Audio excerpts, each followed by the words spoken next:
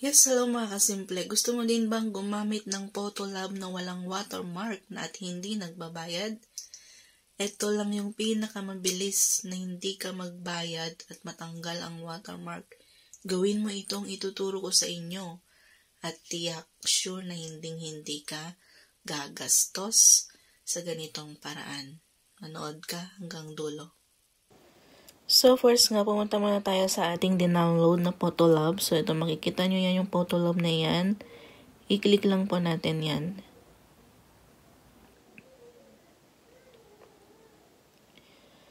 So after nga, may magpapakitang ganyan.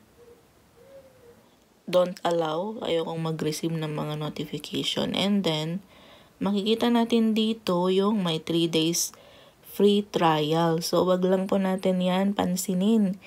I-X lang po natin. Kung makikita nyo dyan, may X dyan sa dulo sa may pinaka taas. So, ganyan lang. And then, after nyan, may makikita tayong mga top trending recent dito. So, may beautiful, photography, selfie, love, handsome, girl. So, andyan yung mga ano, no? Pero, try muna tayo dito sa photography. So, for example nga, kuha tayo dito ng isa sa mga photography na gustong-gusto natin. So, for example, saan pa ba yung hindi ko na ano dito? So, for example, ito na lang. Yan, so i-click natin yan.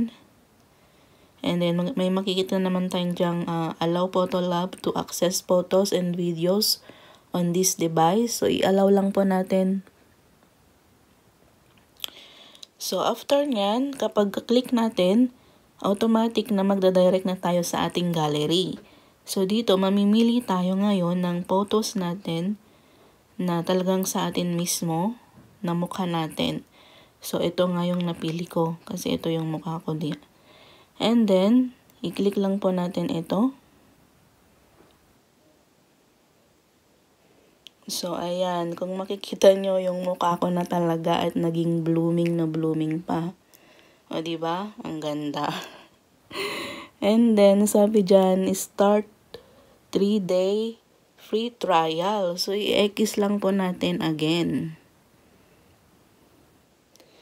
So, ayan. May mga patalastas. So, i-X lang po natin. May mga X lang po natin yan. And then, makikita nyo diyan sa may pinaka-taas, yung 3 dot na yan, click lang po natin yan. And then, save to device. Click ulit natin yan.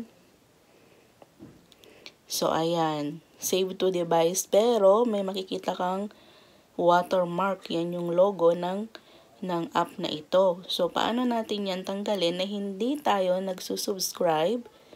Ang gawin lang po natin, i-tap lang po natin ito.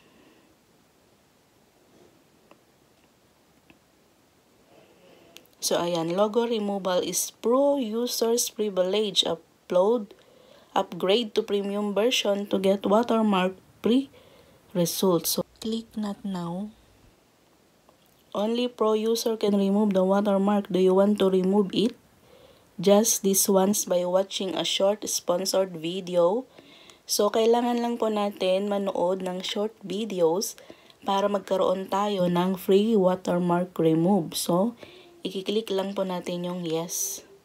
Manonood nga lang tayo ng ads, no, 10 to 15 seconds hanggang sa matapos yon at ma-reward granted na yung ating free removal watermark. So, makikita nyo, wala na yung watermark. O, diba? Ang galing. And then, save. I-download na natin. So, ganun nga lang, no? After nyan, i-X na natin yan. And then, i-check na natin sa ating gallery.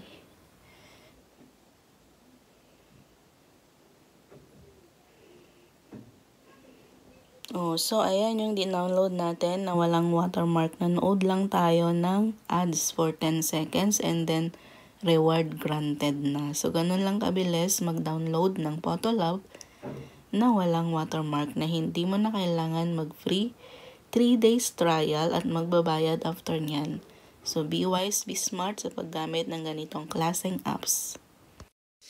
So, ganun nga lang kabilis yung pagtanggal ng watermark na hindi mo na kailangan gumastos mag-subscribe at para hindi ka ma-scam. So, maging be wise lang po tayo sa paggamit ng mga ganitong klaseng apps para hindi tayo na-scam. So, ganun lang at sana may natutunan kayo sa video ito. Please don't forget to like, mag-comment ka na rin at pakishare ang video ito. Maraming salamat and see you until next video.